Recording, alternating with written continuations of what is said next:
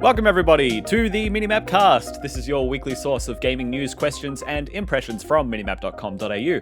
My name is Kerry Palmer, and joining me this week, as always, is Jeremy Bratatich. Hello.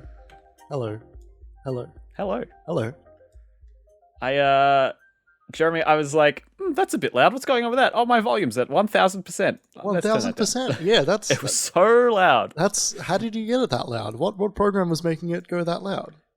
My Wavelink program, which is where I control the volume. It turns out when I was eating before and watching something, to hear over my own mouth noises, I turned up the volume and then I never turned it down. Yeah, right. Because your brand new microphone is slightly quieter, I think, than your other one, so I didn't notice it immediately. Yes, at least in the output, I haven't fully fiddled with it yet, but it's a different mic. It's a different kind of mic.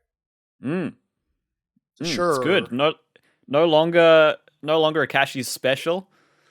Oh no, the one I had was from JB. Sure.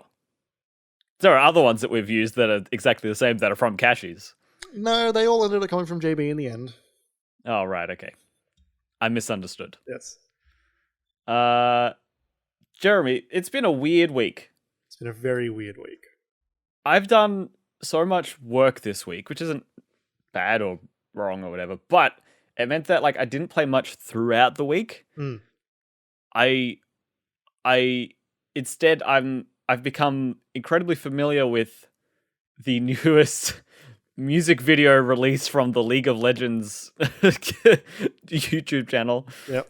For a piece of content I was making, which I never thought I would have done, and it was a complete eye-opening experience. Oops. What are you doing? I clicked the wrong button. That would have been... I almost brought it... Sorry to completely interrupt you and derail you. No, it's okay. I almost completely brought it to the stream of just a close-up of my face. That would have been funny. Yeah, it turns out League of Legends have got this full, alternate media enterprise to go alongside their incredibly, very popular game. Has it made you want to watch Arcane at all? Yeah, a little bit. It has made me want to watch Arcane a little bit. So it's worked. Pardon? So it's worked. Well, no, I was talking to Ollie about this on Friday, right? I was saying to him, I was like, I'm going through this and I'm watching this, and this was a Star Guardian release. And what Star Guardian is it's random League of Legends characters put into an alternate universe IP, very similar to Sailor Moon. Right. So all of these characters, all of a sudden, they're classmates at a high school, and they're also Sailor Moon superheroes or Star Guardians. And that's all it was. It was just a 2.5-minute music video about that. But I was saying to Ollie is it's kind of emotional and the music's all right, and I didn't get sick of it, and maybe I want to play League. And then I'm like, no, I don't. I don't want to play League. I'm bad at League. I was gonna say, you don't usually like that game. I'm terrible at MOBAs. The learning curve is so steep. I've never bothered investing in the Lara Croft mountain climbing pics to get up the first you mean steep learning curve. You mean price. I mean soap. Sorry. It's been a weird week. That and I was working on the As Dusk Falls video review yesterday, and that game looks better than I thought it did. So the most impressions I've got this week are from things that I've looked at. Well, that at least brings us in line. What do you mean? That's almost what I've done as well. Only consume via watch as opposed to consume via play. There are some games on watches. Pardon? You said consuming games via watch. Yeah. And smartwatches these days, they've got games on them. Yes, Kerry. Start the podcast. This is the MiniMapCast. This is going to be a bit of a weird one, as with that preamble kind of suggests. We're looking at a light week. And, sometimes we say that, and then we say, oh, we think it might be a bit of a shorter week this week. And then we record a 2-hour podcast. Pardon? This week we mean it. Yeah, we I think we mean it, but like we really, really mean it. You know, like Shrek and Donkey, or is it Shrek and Fiona? I forget. But Donkey. I think it's Donkey. I think no, but it's what he says in the church to her at the end, right? I don't know. and then the thugs with the headsman masks, they switch to the make sound card, and the audience goes I should rewatch that movie. That movie's good. If you didn't know, this is the MiniMapCast. This is minimap.com.au's weekly podcast. We're going to talk about games, as we do every week, as well as random stuff like Shrek. If you want to listen to this episode, any other episode, every other episode of this podcast and our other podcasts, you can go to minimap.com.au. You can go to any podcast service of your choice, wherever you like to get your podcasts. We're also on YouTube now with our video content, so you can find the most recent episodes, the last 10 or so, on YouTube. Best way to find that right now is to go to search Minimap AU, that specifically, because otherwise you'll get a bunch of Minecraft mods. Or you could find the YouTube links through our website posts for each episode as well. You'll find our other podcasts there. The things we've written about occasionally are up there as well. We're also on social media. We're on Twitter, TikTok, Twitch, Instagram. Is that all of them? I think that's all of them. You could be here live in Twitch chat like we are right now to hang out with us while we record. And if you wanted to support us monetarily, you could also go to patreon.com/minimapau. That is an option there available to you if you wanted to do that for us. Otherwise, if you wanted to support us another way without spending your money, a positive rating wherever you get your podcasts, wherever you're listening to this now, would be greatly appreciated. We also wanted to say thank you to Shook for letting us use the Moog Model D Improv as the music for the MiniMapCast. You can listen to more of Shook's music at shook.bandcamp.com. That was a good one. Jeremy. Kerry.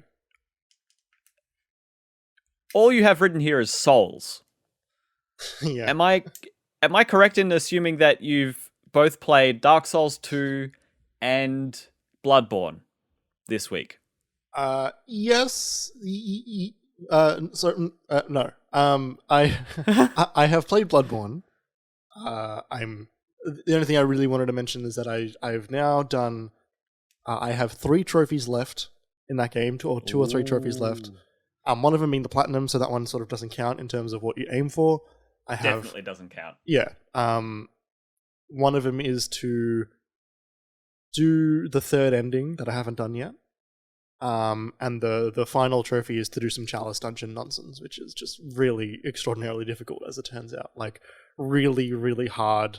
Like, oh yeah, like, we recommend you're, like, soul level 100 for this stuff. And it's like, that is actually, like, to beat the game, you need, like, maybe soul level 60. Oh, right. And, like, look, it's not hard it's not hard to get there, but, like, it's like, there's just really, really arbitrarily difficult things. Like, oh yeah, this entire dungeon, like, turns out it doesn't really matter what level you are. Like, you'll probably get one shot nearly the entire way through. So, like, good luck. Yikes. And it's, like, I'm not looking forward to getting through it. But what I've also been doing is reminiscing, I guess, remembering, and re-feeling the feelings that I had when I first went through these games. How's that, Jeremy? How did you do? How has this come about? By watching Let's Plays, as it turns out. Just by watching, it turns out, just like Outer Wilds, you can get the same level of enjoyment watching someone go through these games for the first time, because you can't have the aha moments again. You've done it. It's like trying to play Portal again after playing it for the first time. Yeah, like, you might forget a puzzle here or there, or you might forget a boss, and that's all good and fine. But there's nothing like the first time you go through those games, those experiences. The first time you open the elevator to Firelink Shrine in Dark Souls 1. The first time you start to understand time loops in Outer Wilds, right? Mm-hmm. So recently I've been watching RKG, which is 3 IGN UK employees. I think that's where they used to work. Did they do the Ready to Die series? Yes, they did. Yeah. So since then they've split off. They've got their own thing now where like a lot of people that used to work at IGN, they split off, started their own business, and continued doing exactly what they were doing previously. Under a slightly different name. Yeah, under a different name and under a company that they own. And yeah, so they have a show called Retry, which is just they play through the Souls games. They recently went through Demon's Souls remake. Yes. Thank God. Yes, right. And that was the first one of those that I finished. And so it was good to go back and see them, and like they have a lot more experience in these games. Like I think they finished Sekiro, they finished, I think all of the Dark Souls games, and definitely Bloodborne as well. This was the one. But their whole shtick was that the person playing when they started hadn't played these before. Yes. So Rory's the one that plays the game. Krupa, or Daniel is his name. He's the one that knows everything, and Gav is there to like just talk shit and is very funny and has a really great voice. He reads all the item descriptions and stuff in his very good, like he's got like a broadcast radio voice, and it is excellent. That's fun, right? I wish I had that. I know, right? And he's got a very thick Welsh accent, so he's got a really good. I know, like I'll send you. You I'll show can't you. compete. I'll show you. I'll show you a clip later.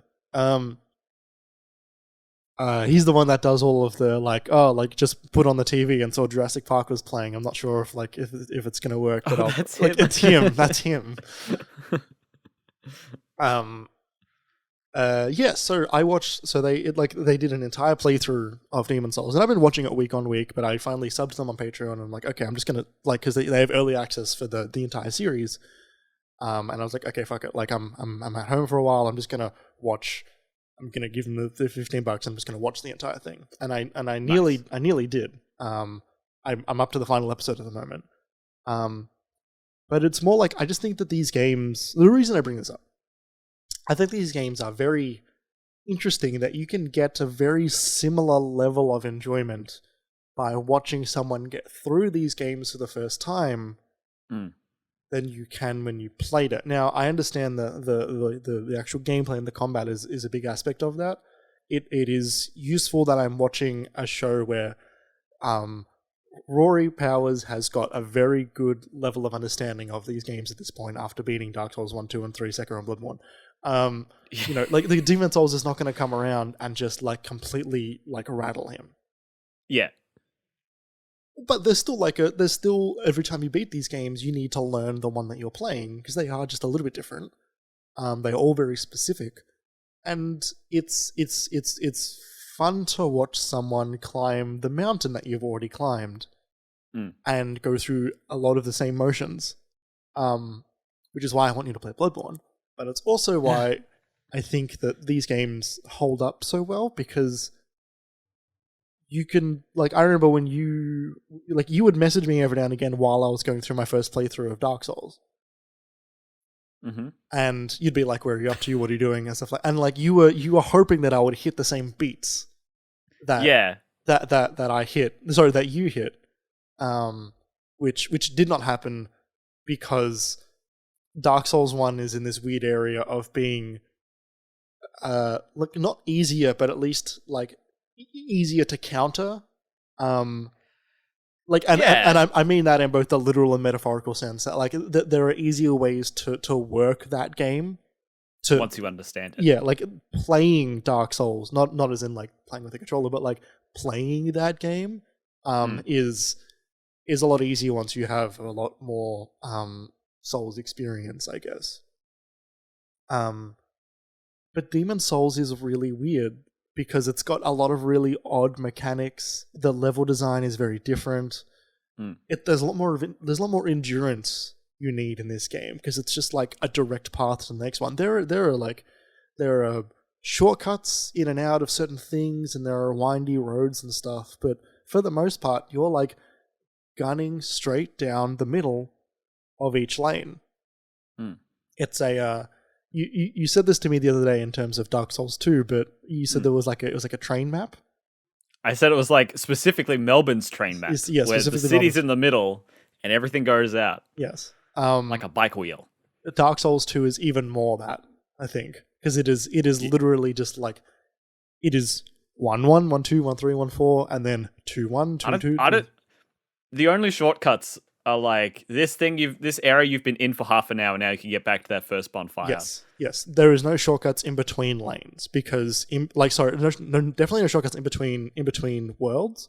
But even in between levels in each world, there are no shortcuts because you need to go forward and then wrap back into the middle of the boss, and then it winds out again, and then it goes back into the middle for the boss.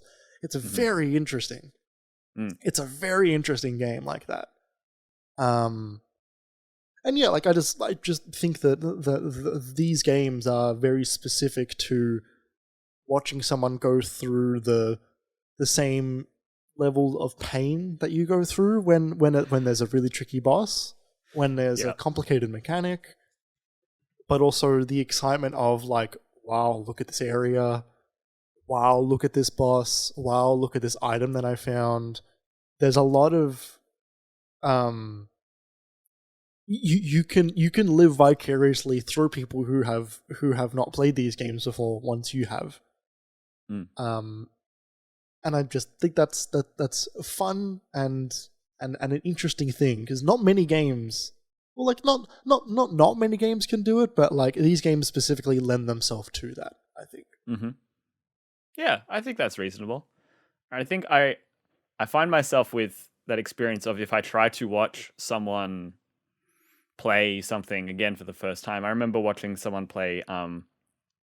You sent me a link one time of someone playing a mod of Outer Wilds in VR, and they were just getting there for the first time. But they've been live for like 2 hours. I think they were sorting out like getting chat on their wrist, and so they were really only just at the start. And because they were doing it in VR, it was taking a little while longer. Yeah.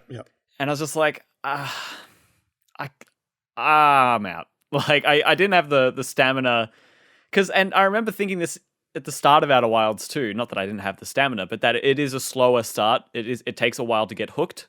Yeah. Because you kind of got to pull on each thread to see how big the web is. Yeah. Bit of a mixed metaphor, but you get what I mean. And I can have that moment with the Souls game too. Like if I'm watching someone suck at the start, unless it's like an edited down, like here's the funny bits, more like kind of thing. I think I really would struggle to stick with it. Yeah. Because like it's just a lot of like, I don't understand how to do this, and you're like, oh, just roll. Just do this. Just that sort of patience. Yes. Do you find any issues with that? Like going through their teething problems as well? So theirs is edited down a little bit. The episodes are still quite long. They're about an hour and a half, 2 hours. But at the end of the 2 hours, they will like beat a level. They will always get to a boss, and so it's sort of there's like a natural conclusion to each episode at least. An arc. Yes, which is really good, and it feels good, as well as like Daniel, the guy going through it, like he's very like he knows this game front to back, so he is guiding him through the best way to do it. He's doing all of the world tenancy stuff, which is not something I've ever done. He's going through like showing him items, and then they're reading the description, and then like working through, because that story, even more than like the Dark Souls, the actual story is quite good, but it's like it is way harder to find unless you're really looking for it. But he knows where the story is, so he can sort of piece that thing together. That's cool. He knows where the NPCs are, so it was like a greatest hits version of that game. As well as like, at some point they ran out of healing and ran out of souls, and they were like, okay, like we gotta like, let's just take a 15-minute break, 20-minute break, and we're just gonna like farm a bunch of grass. And they didn't bother showing that. Yeah. But yeah, it was good, because it was good to watch someone who understood the combat for the most part, had the prior knowledge of the series, as well as went into this pretty completely fresh, while also having a guide. So yeah, I think that's a really valuable way to go through stuff like that. Like when you were talking about like feeling a bit lost in Elden Ring, I was like, oh man, let me draft you some checkpoints, things to aim for after this, after this. Yeah. Oh, cool. That's fun.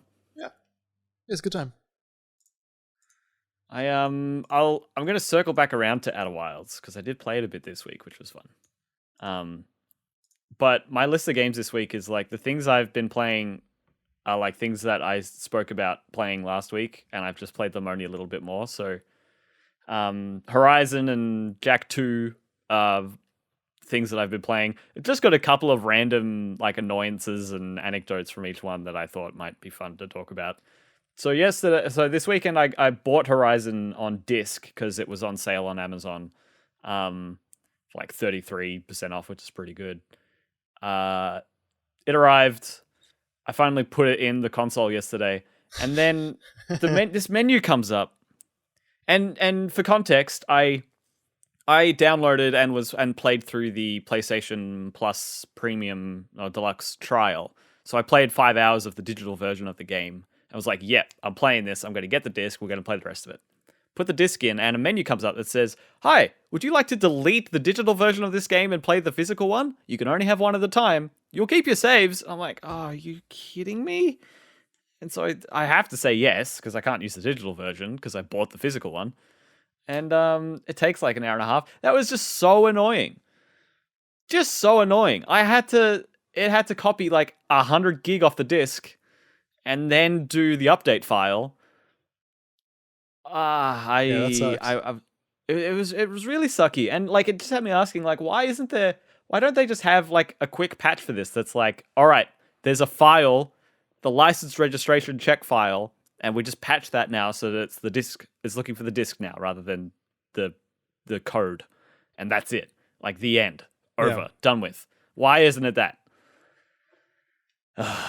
Yeah, so everyone remember. It just feels like the same mess that Smart Delivery solved. Yeah. And like this should be the same product. And just give me the right version of it.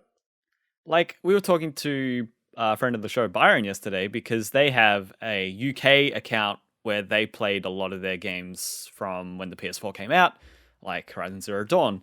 And they just got a PS5. Horizon Zero Dawn is one of their favorite games. We're looking forward to playing Forbidden West. They wanted to go through Zero Dawn just to refresh on the story, get back into that world. You know, the PS5 patches look amazing, but their saves are on the UK account. Yes. And to get their cloud saves, it's actually a PlayStation Plus feature, so they need to pay for a month of PlayStation Plus. And to do that in Australia is actually quite difficult because Byron doesn't have any like UK credit cards anymore or a UK address. So they have to. We were like, oh, can you buy like credit on Amazon and then like redeem the code? And it turns out that didn't work for whatever reason, and it's crap like that. Whereas you look at Xbox's game codes and you can use any region. There's no region locking on the codes. You just put it in. If you have the disc version, great. If you've got the download version, great. Like I had the digital version of. Rather, I had the disc version of Guardians of the Galaxy, your disc version, Jeremy, on my Xbox Series X. Then they added it to Game Pass, and every time I loaded it up through the disc version, through the game, it still came up with you've played a daily, daily Game Pass quest, hold to retrieve. It's like, I'm playing a Game Pass game because even although I'm using the disc version, it's on Game Pass, and I have Game Pass, so I'm doing the Game Pass things. Yep. Yeah, it just sort of finds the right way to do it. It's like, it's that's not a small amount of work to put through. But once it works, it feels effortless. Whereas then when you do it on this weird roundabout, like I've got this disc, but it doesn't work on this thing, and it just look, to be honest, like I brought up a very dumb example of this as well. Which was, I was like, I feel like this happened to me not long ago. And it turns out it was like 5 or 6 years ago when I was trying to play Halo 5 on the fucking Xbox One and my disc is scratched. And I kept on being like, hey, like, I can't play... I went to Microsoft support for some reason. I was like, hey, like, for some reason, like, the game won't install, but it's like, I've got enough space. And, like, it registers that the disc is there, but it just won't let me, like, install the game onto my console. Like, what's going on? And I'm like, oh, I'm not sure. Maybe the disc is a bit buggered here. We'll give you a month of Game Pass. Download the game, and then you should be able to play it with the disc. That's pretty sick. And it just worked. It just worked. The easy it just works thing has not been, perhaps not been a phrase that has been said around a lot of the new PlayStation features. I would tend to agree with that assessment, Jeremy. Which is just annoying. It's just frustrating. And don't get me wrong, I had a weird thing with my copy of the Quarry recently, but that was at least very deliberately like a publisher decision. Yeah. For them not to engage with the smart delivery upgrade process, because 2K are a little bit cheap like that. But like when it works, it just kind of works. And it's so much more frequently than not that like you kind of forget that there are instances where it might not work. Yeah. Yep. Yeah.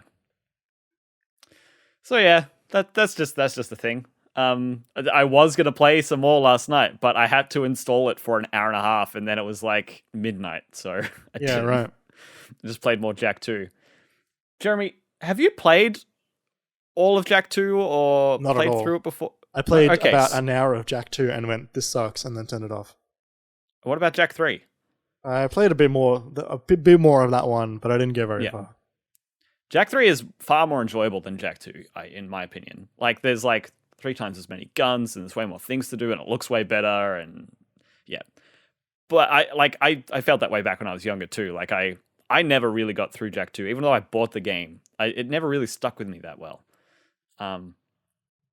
But I'm gonna ask you a quiz question, Jeremy. And I thought up these answers. I thought up these questions yesterday. So let me just think of.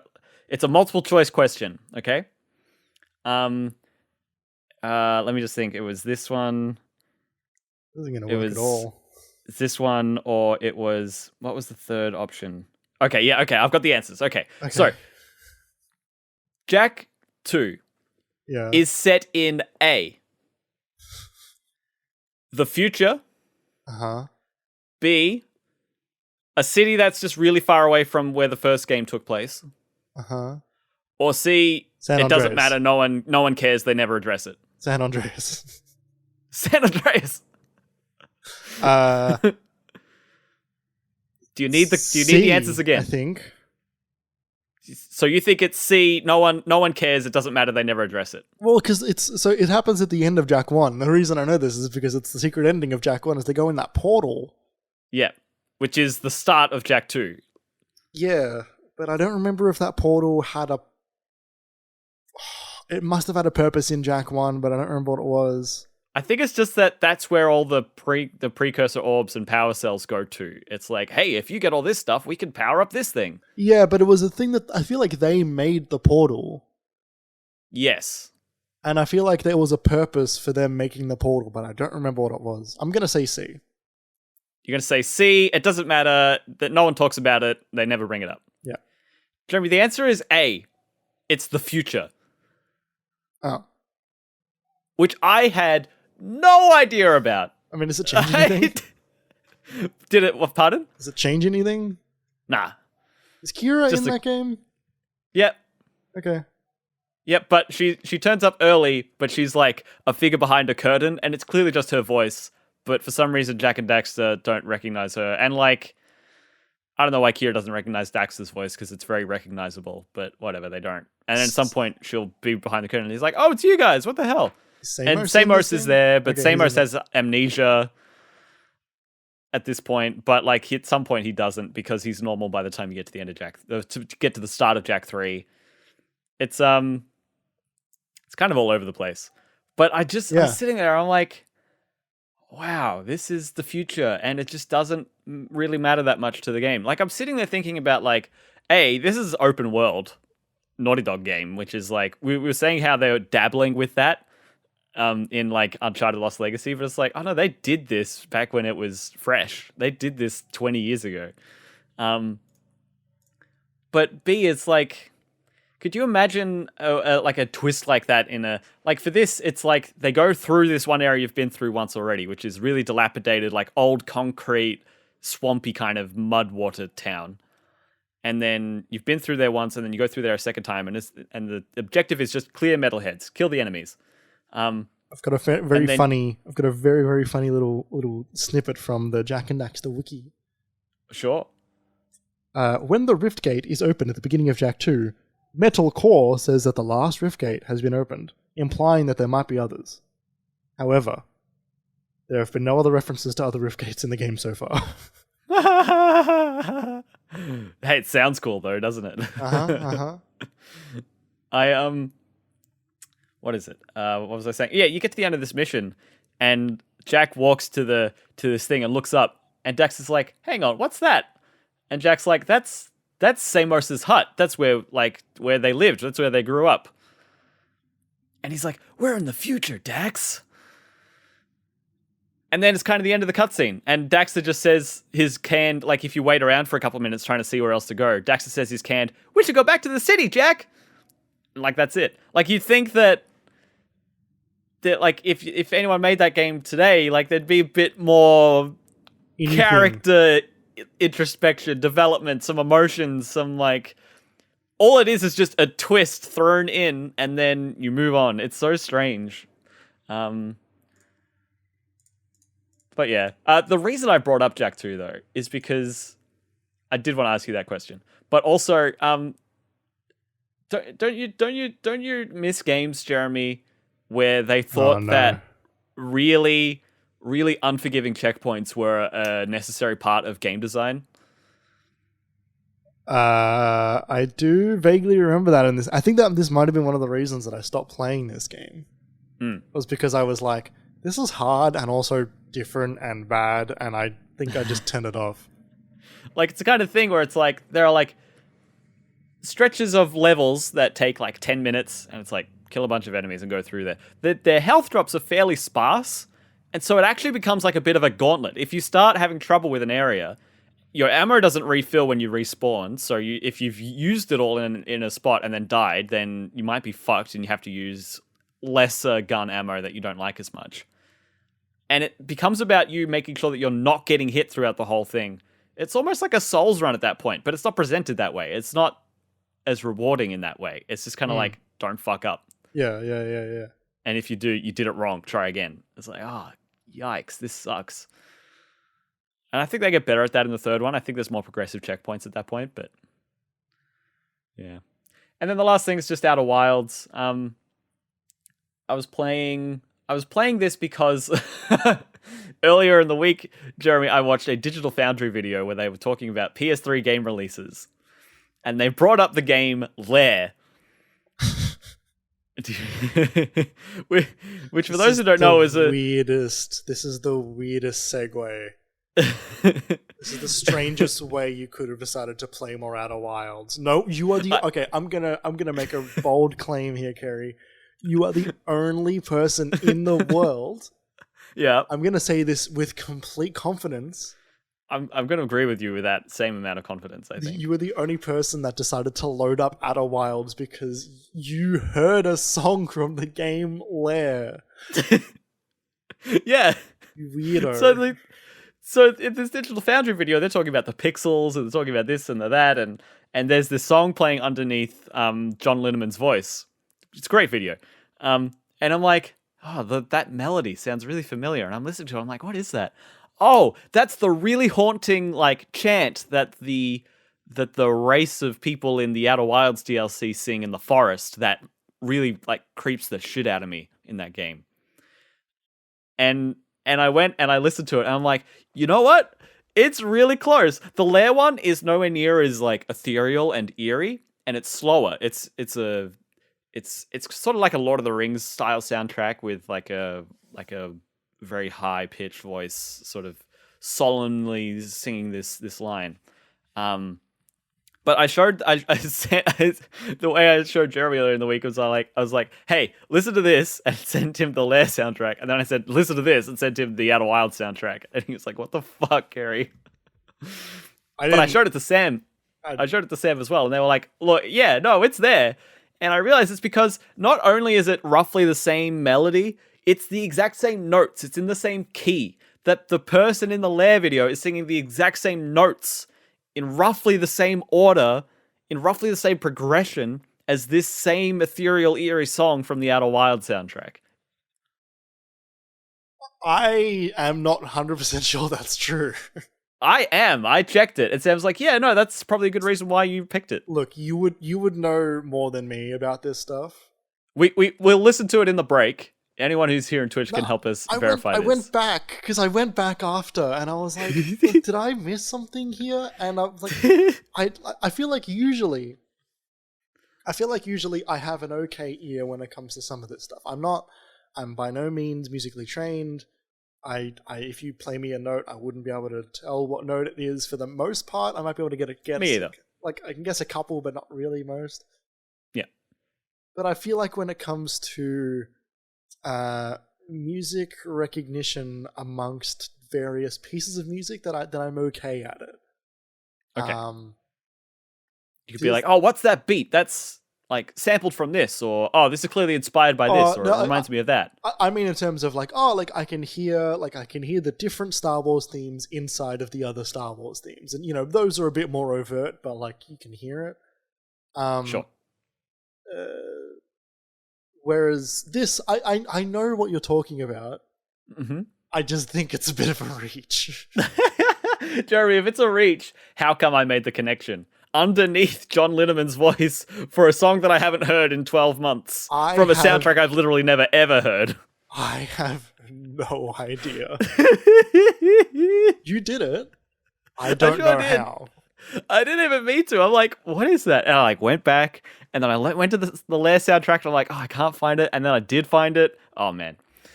But Outer Wilds, that got me listening to the soundtrack while I was cooking dinner one time, and I was like, oh, shit, I should play more of that game, because I never finished the main game after beating the DLC. And so I went to finish some of the main game, and I'm looking around, and I'm like, oh, I can't remember how to get to the Quantum Moon. I've done this, I've done that. I went to the little mind map thing, which is just such a good resource in that game.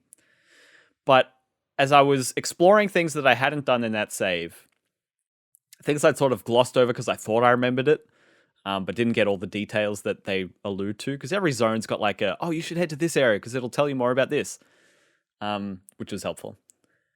As I was doing that, I was trying to reconstruct the story, and I'm trying to remember the details of how each nugget of information in each location leads to the ending. And I'm like, oh, how does this work again? Because they did get this, they never got this way of finding the Eye of the Universe working, but they did with this way, but then it broke, and also they all died. So then how does this then mean that they get the data from that, and they're like, oh, that gets stored because of the project in the planet, and that's this and that, and so I'm slowly starting to piece it together, and just think about trying to remember all the parts of it through my brain rather than it being told to me.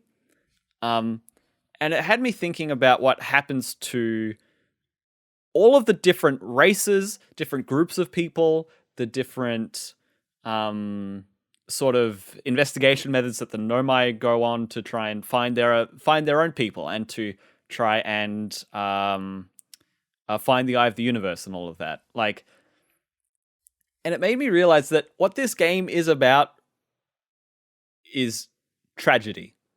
Mm. In so many different ways. I don't think there are no endings to this story except for the ending of the game that isn't tragic. Yeah. All of the stories of individual characters, of what happens to civilizations, of why certain people are where they are, all of it ends in tragedy. And all of it ends in a way that you can't change, or has happened a long time ago, and is completely irreversible, and you're just discovering it. And it's a really interesting way. It's a really interesting type of story. It's a really interesting way to tell a story. But it's also not sad, because you're almost an archaeologist for half of this game. And because it's just the way it is tragic, but it's not shattering. Sometimes it's pretty gets you. Even the DLC, like what happens with their characters and what it means for the actions that Jeremy's nodding his head furiously, audio listeners. He's just for the last 30 seconds. He's dizzy. But like the actions that the characters from the DLC have taken and how that informs what happens in the main story with that civilization, like me trying to piece it together in my brain sort of formed the context of it all together in a way that I hadn't really engaged with before with this game. And so I am glad I went back, and I do plan on finishing it at some point. I think I said 2 years ago now, it's a game about grief and loss, but not in a sad way. Yeah. There is one thing I've always been shaky on the details of. And if you don't want Outer Wilds specific spoilers, then maybe go away for 2 or 3 minutes. But you know, there's a thing that kills all the Nomai in the galaxy. Yep. And it's something to do with the asteroid. Yep. The comet, the interloper. Yes. When you get into, you can go inside the comet, and when you do, you find an expedition team, and they make a discovery about ghost matter, right? Which is that invisible to see crystal gas thing that kills you when you walk into it. It's very dangerous. Yeah.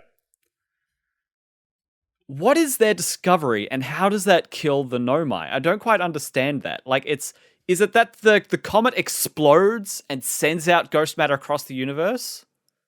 So do you remember? I do remember. The ghost matter is trapped inside the interloper. Oh, in like under like a really high amount of pressure, right?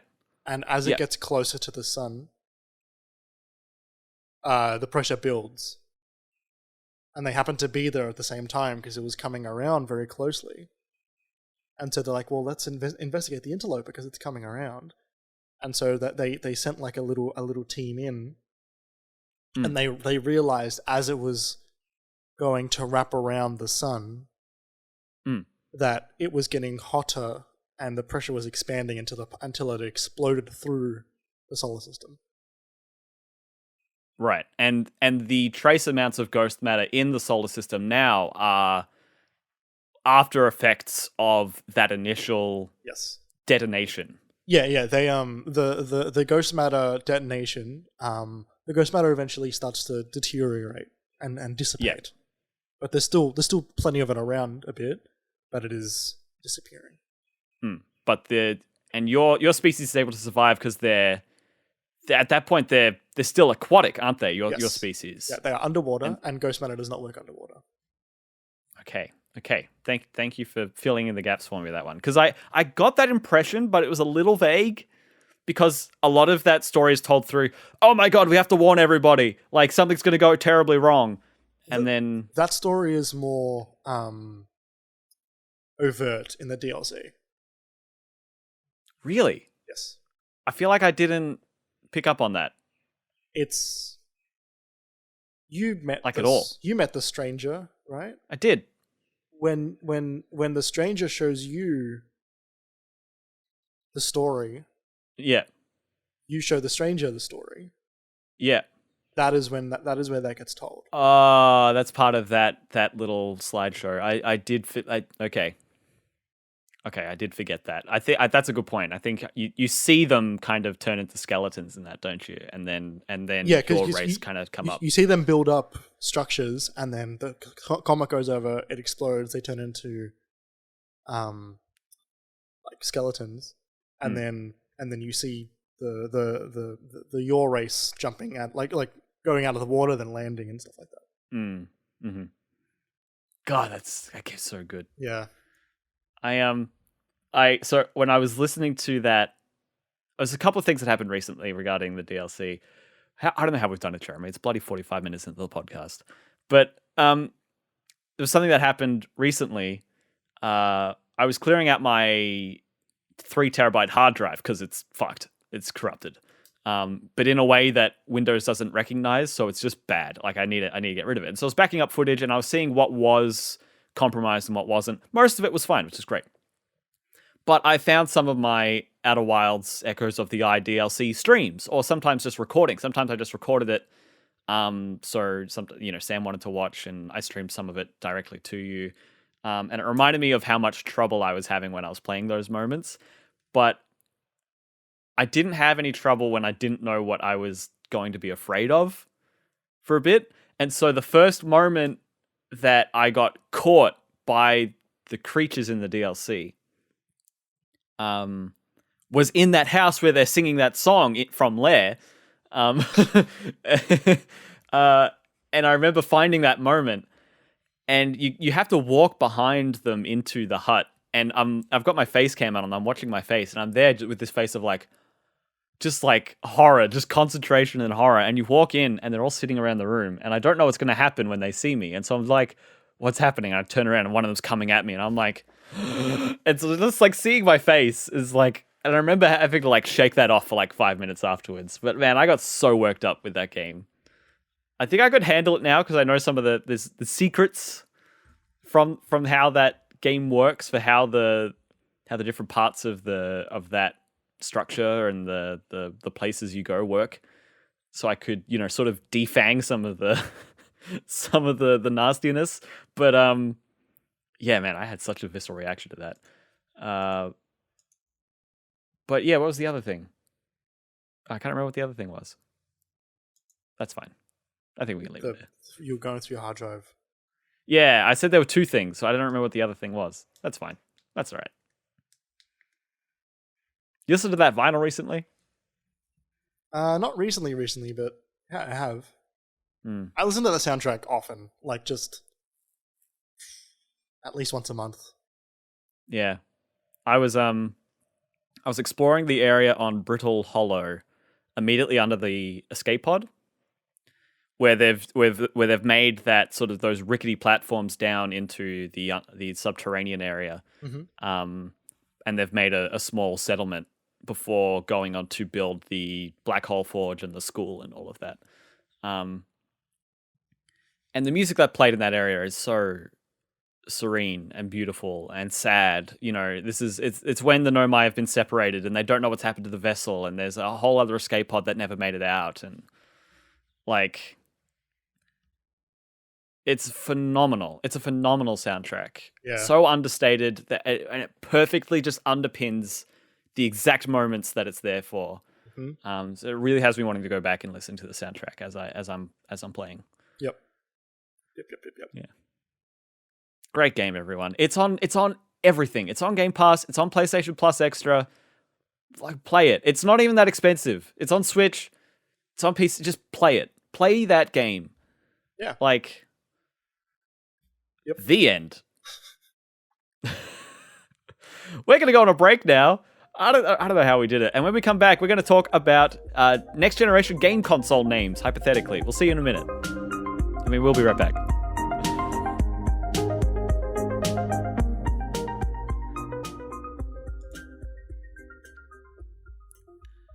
Welcome back to the MiniMapCast. We've been discussing, we went through the song similarities between the Lair soundtrack and the Outer Wilds soundtrack during the break. Sure did. Turns out I'm right. Okay. All right. I'm willing to just say yes, I think. in a reluctant, I think it's too far they are still too different. But I can hear what you're hearing. It just doesn't count for nothing. I appreciate that concession, Jeremy. Let's talk about some game consoles that don't exist yet, huh? So yeah. I had the thought during the week, yesterday actually, maybe I want to say. Yeah, it was yesterday, because I loaded up Jak II, and you get that sweet of the PlayStation 2 logo splash effect, which is just so fantastic. Just nostalgic gold. Just brilliant. I loved it. But I noticed it wasn't a PS2 logo. It wasn't a PlayStation Studios logo. That didn't exist. It just said PlayStation 2, full title. And it got me thinking, are they really going to call it the PlayStation 6? Yeah, they are. I don't know that they are, Jeremy, because PS6 is a terrible abbreviation. PS1, PS2, PS3, PS4, PS5, it all works. It's got the different distinctions between the consonants and the numbers and the letters. Like, they're all different enough that it flows. PS6, it's awful. PS6. So, are you saying that they go the route of the Marvel, for example, which is just the Sony PlayStation?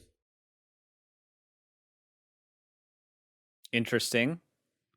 Because that's one of mine. Maybe that's a good one. I like that. What was your rationale behind that one?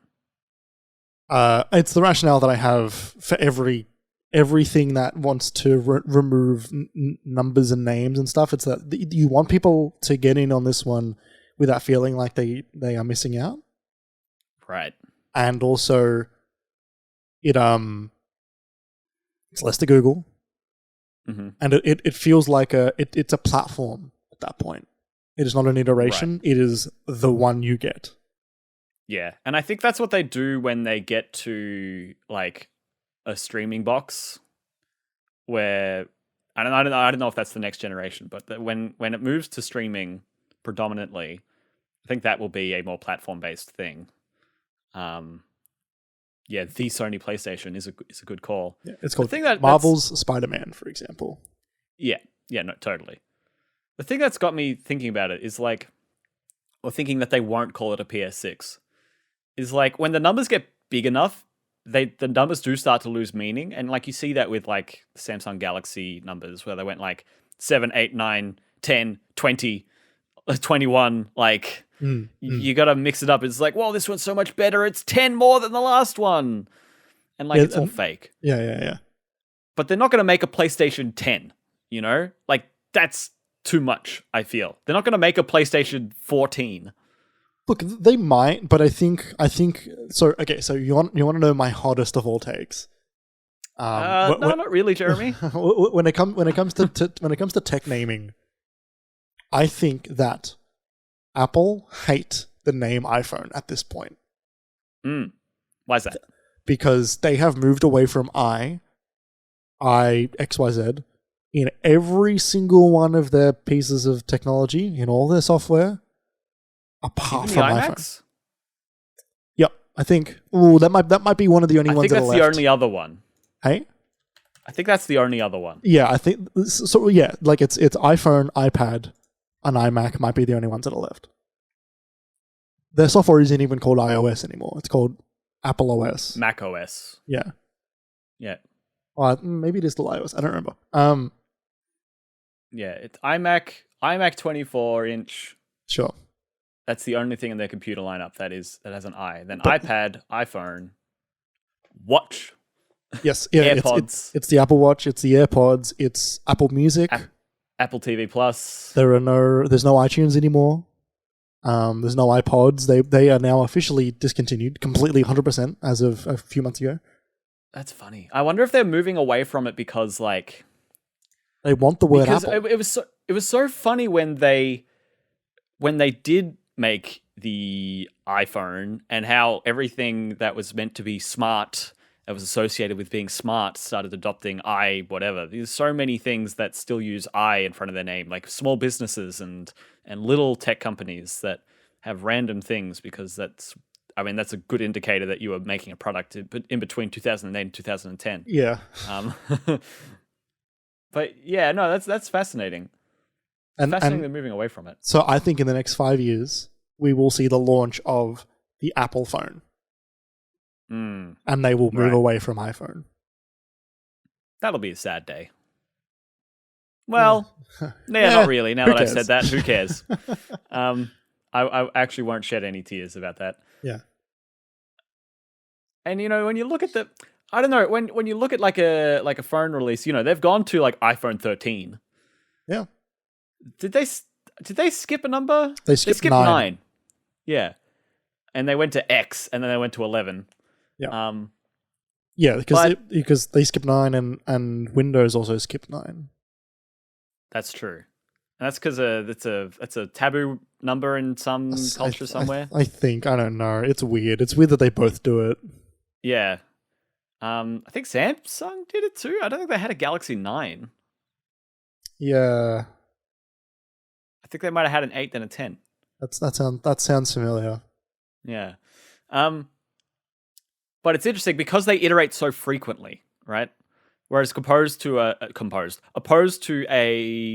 games console, like a PlayStation 13 is like 30 years away. It's probably like 40 or 50 years away within the current like cycle and where we are and how long these things usually take. Yeah. Like that's so far away. So yeah, it kind of feels like at that point that kind of thing is a bit trite. That like just continually adding a number and adding a number and adding a number. It's like, oh, what's new with this one? I don't know. Does that make sense? Yeah, I know what you mean. I think the thing is at this point that the game consoles are larger than the names that they are, so it doesn't matter as much. True. I mean, Xbox has proved that. Yeah. With all of their names. Yeah.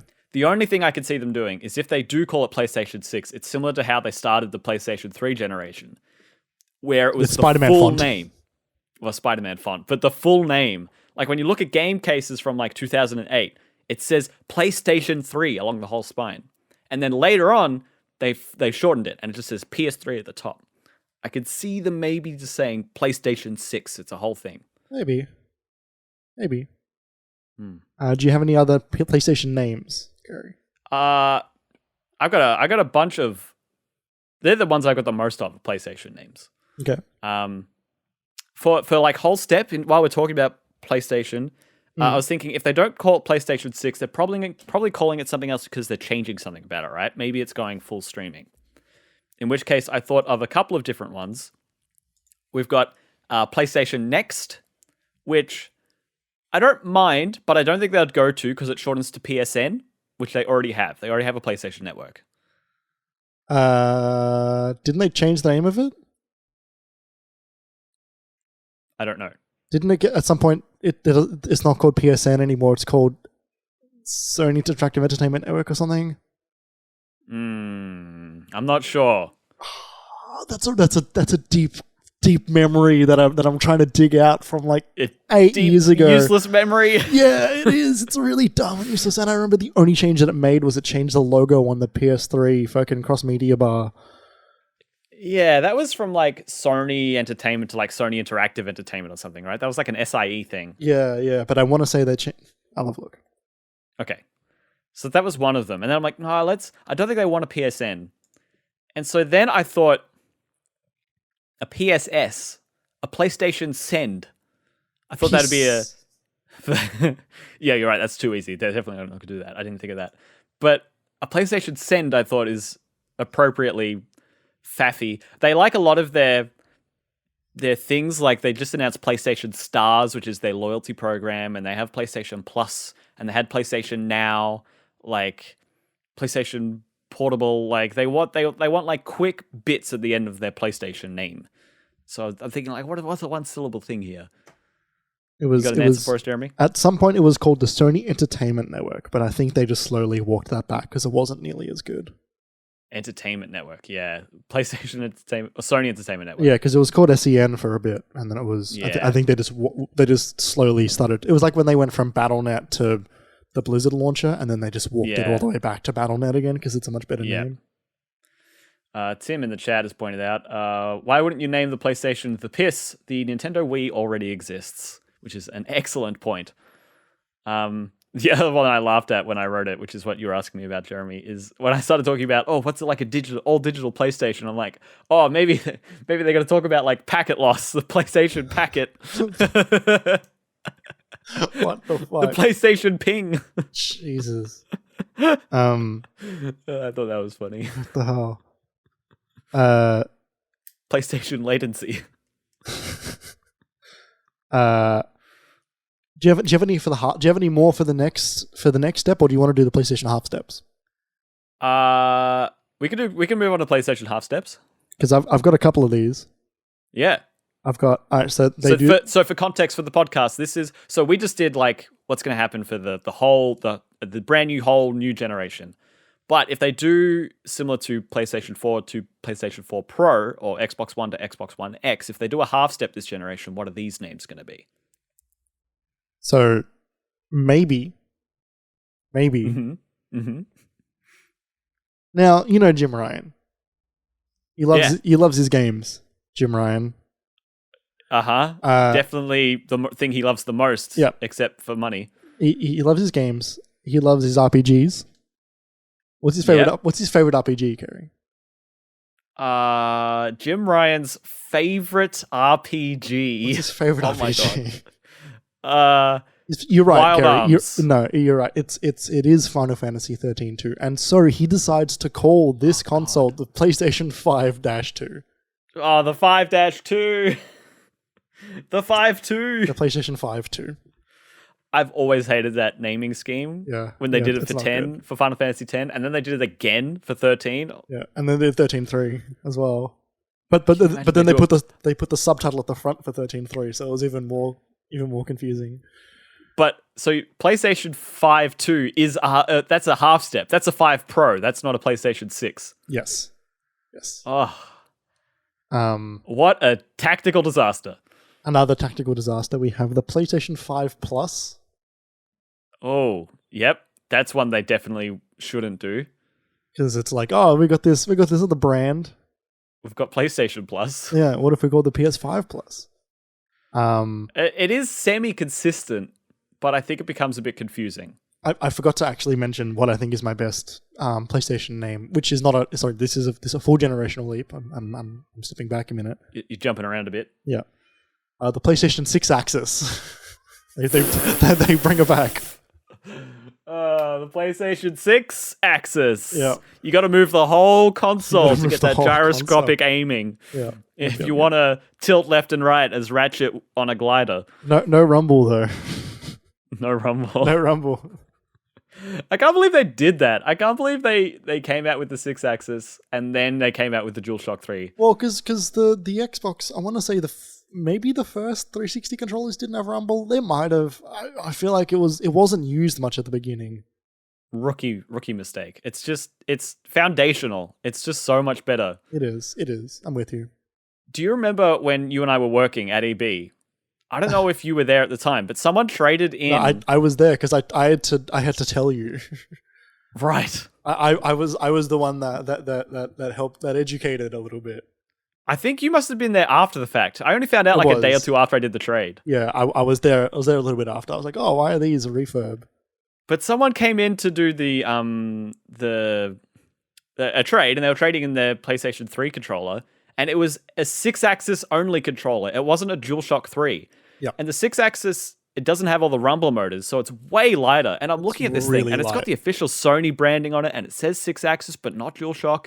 And I'm like, I think this is a knockoff, man. I think this is like, and I'm holding it, I'm shaking it. I'm like, it feels like there's nothing in there. I don't think this is a real control. Like, I think this is a third-party one.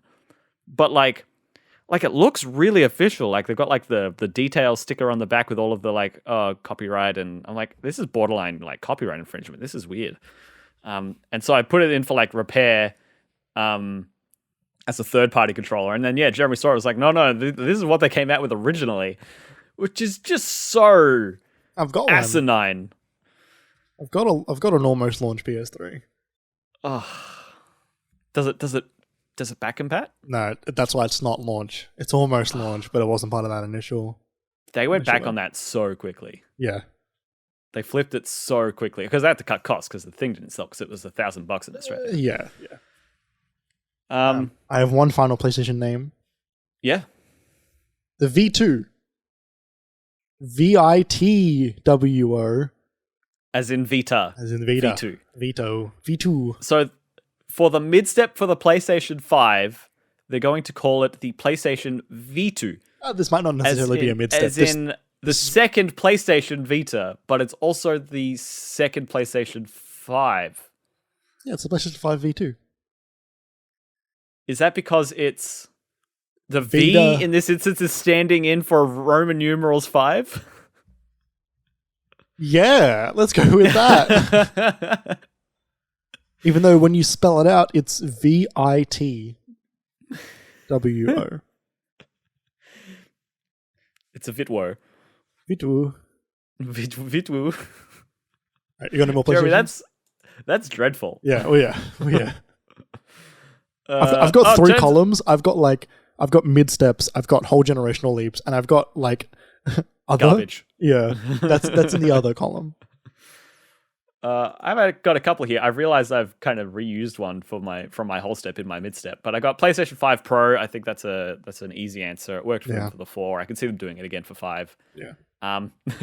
PlayStation 5er, not like the freelance brand, but like a tenner, like a $5 note. Yeah, sure. Or it's a PlayStation 5 like it's even more 5 than the last 5. Oh, okay. There's also the PlayStation 5 ever. Ugh. And then I said PlayStation Next before, but I've also written here PlayStation 5 Next. Yeah, right. I think I'm clearly stuck on it. Jeremy, for the other brands, I've got a lot of mid-step suggestions and next to no whole-step suggestions. And it's hard because I think Xbox are they are doing mid-step and whole step to next gens, but like they're blurring the line more because they want you to play it on anyone that you've got. So they want you to play it on Chrome. Yeah. So I think the next whole step. So like for this one, I have 2 columns. I have what it will probably be called, whether it's a mid step or a whole step. I don't really know, but the names could go either. And I've got what if they change everything completely. And this is for Xbox. Yes. Yeah. I've got what I genuinely think it'll probably just be called is here we have the Xbox X and we have the Xbox S. No one. Xbox X, Xbox S. Yeah. There's no one. Interesting. There's no series. It's just this is the Xbox X and this is the Xbox S. Can I ask Jeremy? Is that because they're not coming out with another Xbox console after this, or maybe? I think the priorities of this console will be quite different to the priorities of the current console. It's a different thing at that point, right? I have the Xbox Pass. The Xbox Pass, that would fit in really well with Xbox's habit of naming things really similarly to how their other things that are successful and well known are named. Yes. And I think that could be. I don't know their if they want to go near their Game Pass marketing though. I think they know it's their best thing. I don't think they want to pollute it. But that might be their streaming stick, right? That might be the streaming xCloud solution. The Xbox ticket. I think you've said this before. Have I? I think so. That's a good one. The Xbox ticket for your Xbox Game Pass? Yeah. Xbox Mikey. And finally, I have another one here, but this doesn't work for a console. This works for if they introduce an additional tier for their streaming systems or their Game Pass thing. I think that's fair enough. Go on. Which is to call it Game Pass Elite and Game Pass Arcade. Right. What is the difference between them? It's a Nintendo and Sony both have tiers in their Game Pass thing, so why don't Microsoft? Right. I can see that being if you want new when they premiere, finally start coming out with new games, Starfield comes out, everyone loves it. Avowed comes out, everyone loves it. It's part of hey, Xbox. if you want new games day and date, you have to get Game Pass Elite. And at that point, when they do that, they get rid of games with gold, maybe. Yeah. So they can get rid of Game Pass Ultimate. Yes. Well, I mean, Game Pass Ultimate is the cross-play one as well. So you want to keep Game Pass Ultimate I don't know. Arcade I don't and know. Elite. I don't have solutions. Okay. I'm giving you more options. I'm an ideas man. Yeah. I came up with a couple just then while we were talking. When I was talking about the Xbox ticket, I thought the Xbox for your Xbox Game Pass, you could put it on the Xbox ticket inspector. Which I thought was funny. You've also got the Xbox stick. That is. I think an Xbox stick. Yeah, I think that is like. It sounds simple. Stick box. I think that might convey how simple they want it to be for streaming, like whatever their streaming device is for TVs, the Xbox Stick or Xbox Cast. The Game Pass, the Game Pass Cast. That's a good one. Xbox Game Pass Cast.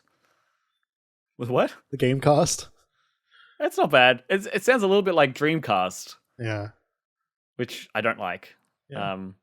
But then what I thought of, if they come up with another series-like name, if they come up with another Xbox whatever, like 360, 721 series, new iteration, the Xbox Charge might not be bad.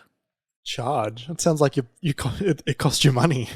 The Xbox fee. No, like electricity. Like Surge. The Xbox bill. Xbox BPay. The Xbox Direct Debit.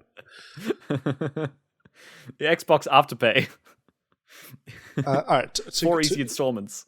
To work off of that, I had another little one, which is like maybe like the Xbox Future or like the Xbox, like I don't know, the Xbox Bolt or something, right? Like they want it to be snappy, they want it to be immediate. The Xbox Now, they could honestly just call it. Yeah, they could do that.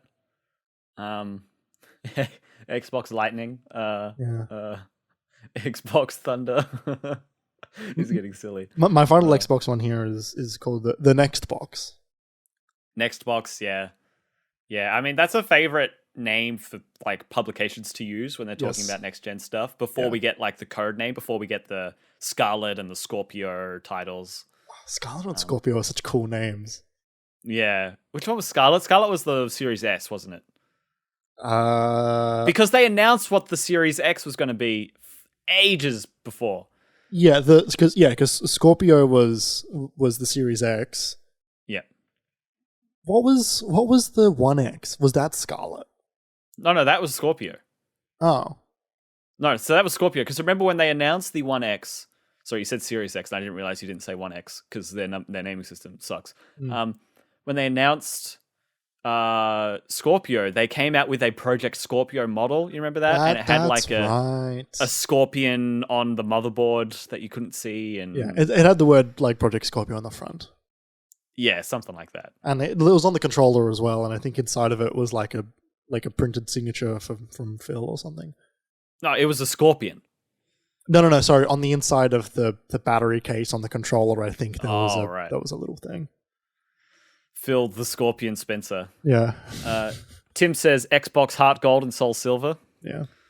Which is hinting at one of my future answers, actually. I've got a few mid-step answers for Xbox that I haven't gone through. Go for it.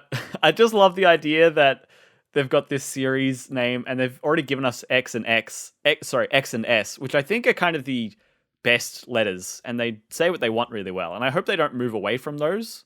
Because while they sound similar, I think they display really well. I think they convey their meaning really well. But I just love the idea of them using more letters. The Xbox F, the Xbox Series I, the Xbox Series W. G and T are funny letters to put, like the Xbox T. Series T. Just like really off ones. The Xbox Series D. Like, what is that? Why pick that one? I don't know. The Xbox One W. Exactly. Stands for winner. Yeah. And then if they do come out soon with like a streaming thing, it could be the Xbox Cloud Series. Yeah. It's not great, but it keeps it more Xbox branded, and it keeps it. I know what that is. Semi-related to the series branding. Yeah, I can read that and then piece together what that is. So they probably won't do that. Yeah, maybe. I don't know. Maybe they might just do like the Xbox Cloud S, Cloud X, Xbox Cloud. Yeah. I wonder if they probably won't return to the X Cloud name because that was always like a working title, and they've moved away from it. Yeah, now it's just game streaming. Yeah, Xbox Game Stream. Yeah, which is very boring. But also, it's only a feature. It's a feature of other things. Like you don't buy game streaming. Yeah. Shall we move on to Nintendo? Let's do it.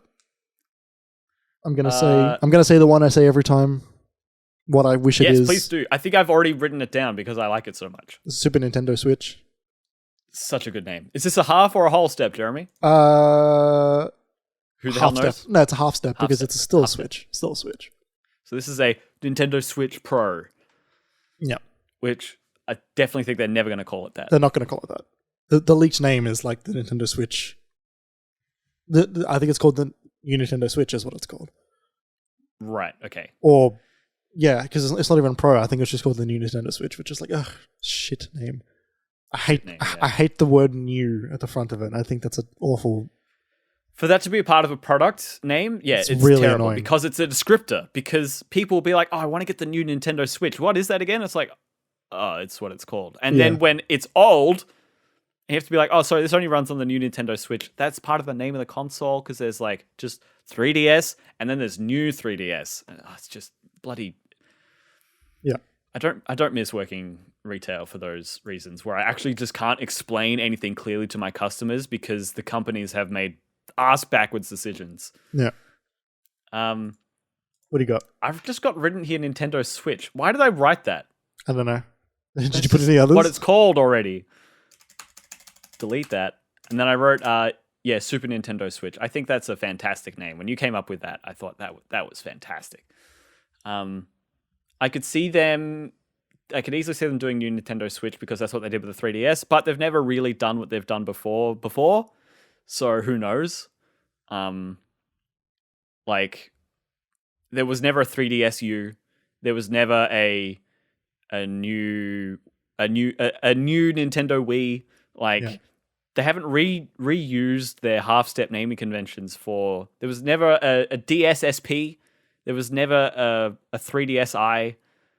No, you know, they did. Yeah, all of those things they used to modify their consoles are brand new every time. I don't think we'll see another Nintendo Lite console like the Switch Lite again. Well, we did for the DS. That was the only time. DS Lite? Oh, I did forget about that. There were so many different versions of the DS. But what I do have here is Nintendo Switch Hub. And my reasoning for that is because I can see them not coming out with a particularly stronger handheld system, but maybe something that's a bit more of an intense dock that empowers older Switch systems to run better. And also means they don't have to make any better silicon and maybe can make them like get more things out of production. Because the reason that we don't have a Switch Pro yet is because of production issues. They've frozen it. It's just a power brick.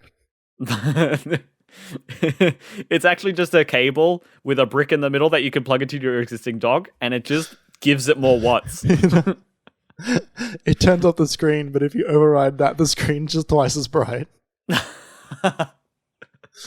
Yeah, if you like solder on your own USB-C connection, your Nintendo Switch turns into like studio lighting. Yeah, it's a key light.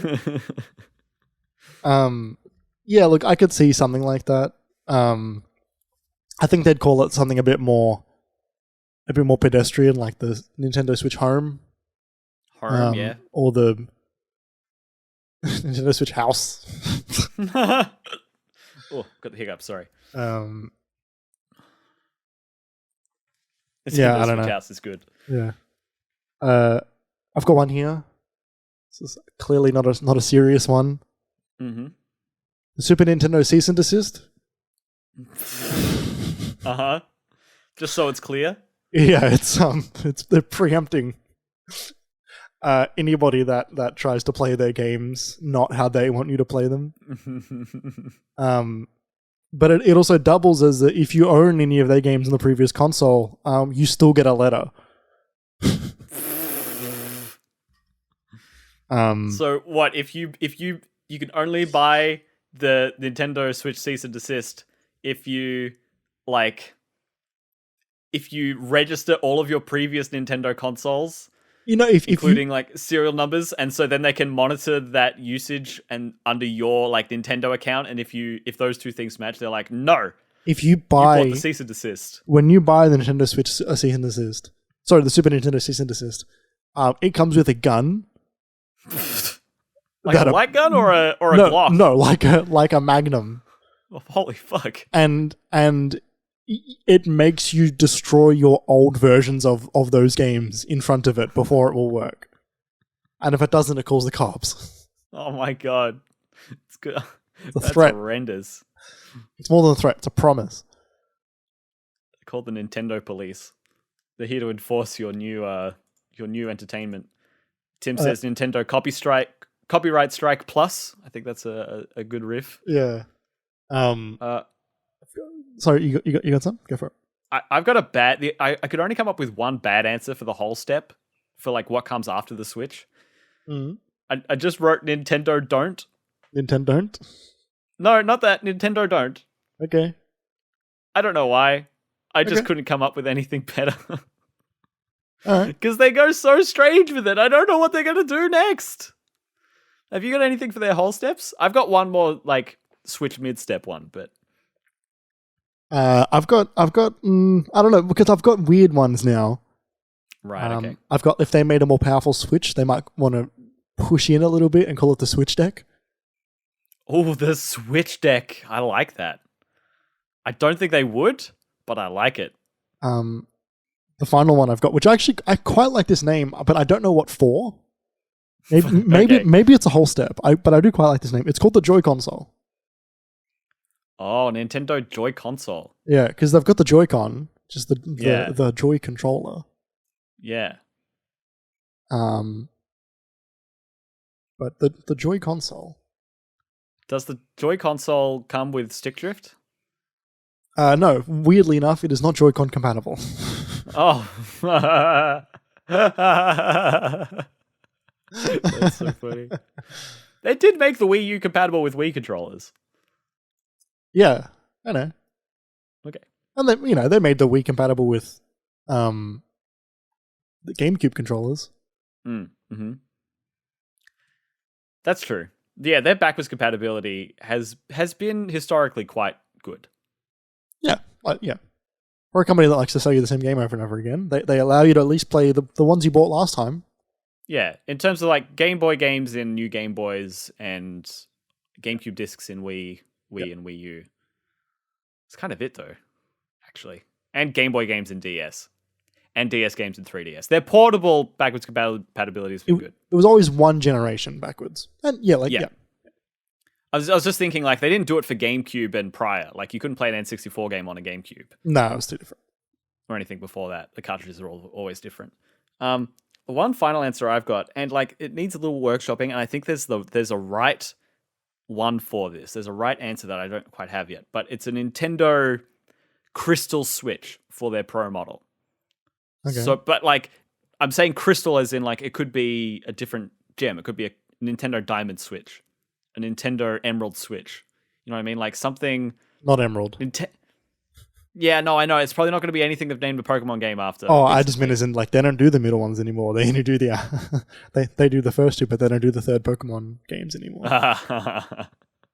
But, like, maybe, like, Nintendo Opal Switch. You know what I mean? Like, something like that. It's like a modifier. It's not a Pro. It's not a Next. It's not a New...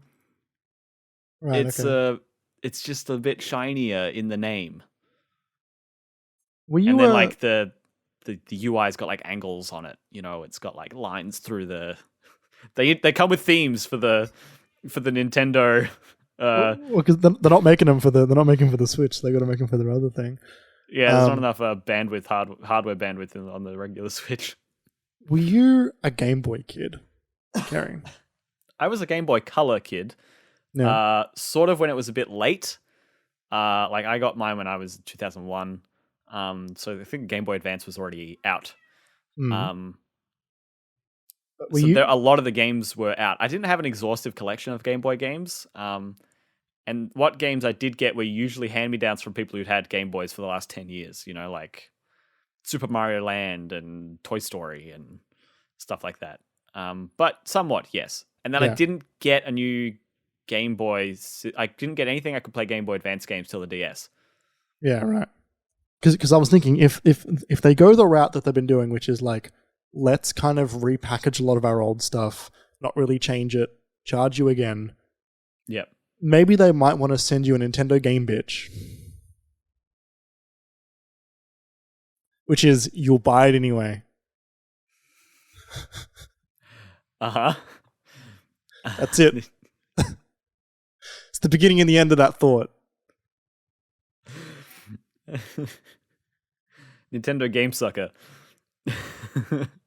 I've got two more. Nintendo Money Sucker. I've got two more. Do you have any more for Nintendo? Because these last two are not for Nintendo that I've got. I'm out. I'm done for the episode. All right. Imagine Okay, I'm closing my eyes. we've got the envelope. It's a Nintendo Direct, but it's not a Nintendo Direct because we're not doing Nintendo. But it's like it's the same thing of like the letter gets handed. Another challenger is entering the battle. Okay. Sega's back. Kerry. They made enough money from their Sonic movies that they're back making consoles. Uh-huh. Look at the Sega Dream Machine, baby. Sega Dream Machine. The Dream Machine. The SDM. All of their games are now exclusive to the Dream Machine. They rip them off all the other platforms. No more Sonic. No more Yakuza. None. No more Judgment. Nah. No more Persona. The Yakuza Final Judgment now exclusive to the Sega Dream Machine. Is that it? Did I list all of their pertinent things at once? No more Catherine. There's a couple more. What else do they own? They own a couple of fighting games, don't they? Yeah, I think they own Virtua Fighter. Dream Machine, Yes. or Kerry. We go back to some of their roots. The some of their other consoles. Mm-hmm. What if they tied in a little bit with one of their most famous characters from the Sonic the Hedgehog franchise? Yeah. The Sega Big Cat or the Sega Big the Cat. What about the Sega the Cat? The Sega the Cat. Maybe we go back to some of their other roots. We've had the Sega we've had the Sega Saturn. Uh-huh. What if we've got the Sega Uranus? Uranus. or the Sega Jupiter, the Sega Mars. Sega Pluto. I actually quite like them calling their consoles after a planet. I think that was kind of neat. The Sega Saturn Yeah. is a really cool name for a console. That's the one that failed in the end, isn't it? It's one of the many. Dreamcast was the one I was thinking of. The Dreamcast was the last one. They're going to stay far away from any name with the dream in it. Oh, but I love that name. I think that's a really awesome name for a console, the Dreamcast. Yeah? I think that's just like that evokes something. I don't know what, but it evokes something. Dreaming, I think. Yeah, but it's like it's the place to play the games of your dream. What else? Jeremy, they are responsible for the Total War and Warhammer franchises. Yep. Those are big ones. Football Manager, I was Company gonna of say, Heroes. Do they own Pro Evolution Soccer or what is now called eFootball? No, that's Konami. It's Konami, right? They also own the Hatsune Miku games. They're responsible for those. I thought you meant Hatsune Miku was a property, and I was like, surely not. No. They've got the game rights, I think. Right. Football Manager, Virtua Fighter, and then a bunch of stuff I don't recognize. Right. Cool. Yeah. There are, so according to this website, vgsales.fandom.com/wiki. Trusted. So take this with a grain of salt. They do have resources. They do have citations. Sonic has sold software sales roughly 360 million copies across the franchise. Bloody hell. And then their next popular franchise is Puyo Puyo, coming in at 25 million. Bloody coming hell. in at like 6% of Sonic's total sales. So yeah, that's a funny one. I don't think they're gonna come back, Jeremy. Like What? that. No. What do you mean? I can't see it. Just like I can't see Atari or ColecoVision actually coming back. I know Coleco's trying. Oh, but there's that scam. There's that Coleco scam that still exists. Yeah, the ColecoVision. Apparently, they're still working on it. I wish I could just. I want to know what is happening there so badly. It is such a rort, that whole thing. Yep. You've seen the. It was like a trailer or something, wasn't it? They came out like before that, there was like a box that inside of it had like some old video card that was strapped to something, and people looked at it and like they ID'd it, and they were like, "Yeah, this is a scam," and they were like, "Yeah, this is only proof of concept," and stuff like that. They're like, "Then why did you pretend that it was not?" And there was yep. There are so many red flags. Well, yeah. I mean, I don't understand why someone would go so hard on, like, why they would really reinvest in such a niche system from so long ago that didn't continue. Yeah. It's such a weird choice to try and reanimate that zombie. It is very weird, and it is also not popular enough to work. Yes. It's so strange. And but they're taking I think so long with it too. They're taking so long to make it. I think the thing is that that Coleco is the perfect size, actually, where they got the naming rights legitimately to try and play on nostalgia. But if it was any bigger, the company would be like, absolutely the fuck not. What are you doing to our brand? Yeah. But they are the right amount of small and niche that it works. Just. That it might work. Because you wouldn't be able to do it to Atari because they're still too big. Yes, that's what else? true. Like, what else would you be able to do it to? Like, the fucking those. Ouya. Yeah. Do it to the N-Gage. Yeah, the N-Gage. Was that a Nokia front? Yeah, Nokia is N-Gage. The N in N-Gage is Nokia. First result on Google, like suggested result, is N-Gage emulator. They call it a smartphone on Wikipedia. The N-Gage is a smartphone. It is a phone. It's not a smartphone. No, it's a smartphone. I don't know, man. It came out in 2002. Yeah, I didn't have an N-Gage, but my Nokia phone was N-Gage compatible. Oh, right. So I got to download all the games, play them. The N-Gage is a smartphone combining features of a mobile phone and a handheld game system developed by Nokia, announced on 4th of November, blah, blah, blah, blah, blah, blah, blah. Attempted to lure gamers away from the Game Boy Advance by including telephone functionality. This was unsuccessful, partly because the buttons designed for a telephone were not well suited for gaming. Yeah, it's just got like a number pad on the side. Yeah. The original N-Gage was described as resembling a taco. Which led to its mocking nickname Taco Phone. That's so funny. It does. It's like flat on the bottom, and then on the top it's got that sort of crescent shape. That's like a high school bully like level insult. Yeah. It's like how my online like account name on like Steam and PlayStation is like Scotch 24, and I was playing with someone, and this wasn't mean, but someone was like, "Oh, come here, Scotch tape." Like, oh, that's a good riff. That's good. They came out with the N-Gage QD. It was released 2004. Revised the original N-Gage's physical design, being smaller and rounder. It corrected the flaw of the original's cartridge slot placement with a more convenient one.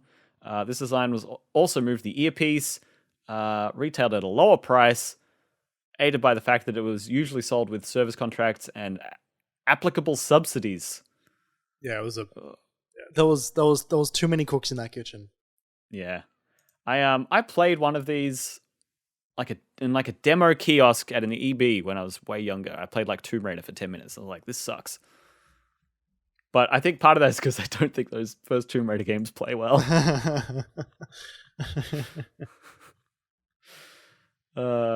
That's it. We're out. We're done. Topic over. Hour 33 minutes, Jeremy.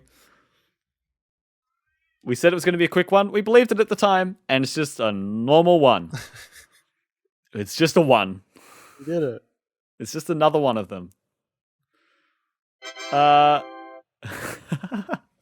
was not expecting that. Thanks so much for being here, everyone. Thanks for hanging out in chat, those of you that made it. we're going to get ready to go now. If you want to listen to more episodes of this podcast, you can go to minimap.com.au, where you can find this episode, all previous episodes of this podcast, and our other podcasts, as well as our written articles. You can find The Pecking Order as the name of our other podcast, which is our pop culture kissability ranking podcast. What else can you do over there? You can find our mini disc game club specials. Those are pretty fun. If you want to support the show, you can find us on all the social media platforms. All the ones I'm about to list, at least. That's Twitch, that's Twitter, that's Instagram, that's TikTok. With all of those, the name is MiniMapAU. You can find all of us there. You can give us a follow most of them are just follows, actually. You give us a follow on all of those. You can also find us on Patreon if you wanted to support us monetarily. That's patreon.com/minimapau. Tim's mum has said good luck with the podcast. Thank you, Tim's mum. I appreciate that a lot. We have a fun amount of motherly input in our podcasts. I do need luck with the intros and outros frequently each week, so I do actually genuinely appreciate that. Patreon.com/minimapau if you wanted to support us monetarily. Or if you wanted to support us another way without spending your money, a positive rating on whatever podcast service you get this podcast would be great, whether that's Spotify or Apple Podcasts or Stitcher. Is that one of them? Yeah, Stitcher's one. Well, Stitcher. Yeah, or if you find it on YouTube, then a thumb up on there. Whatever kind of positive rating system is available on that service that you have found us on, if you could give us a positive rating, we'd really appreciate it. We're on Twitter individually. Jeremy is there. At Obi-Wan-Jez. Kerry is there. At KJ Palmer _24. I wouldn't have got it. Pardon? Wouldn't have got it. Would have said a Scotch something. Oh, no. And I think that's about it, everybody. Thank you so much for listening. We'll be back next week. And until then, stay safe, have a good one. See you later.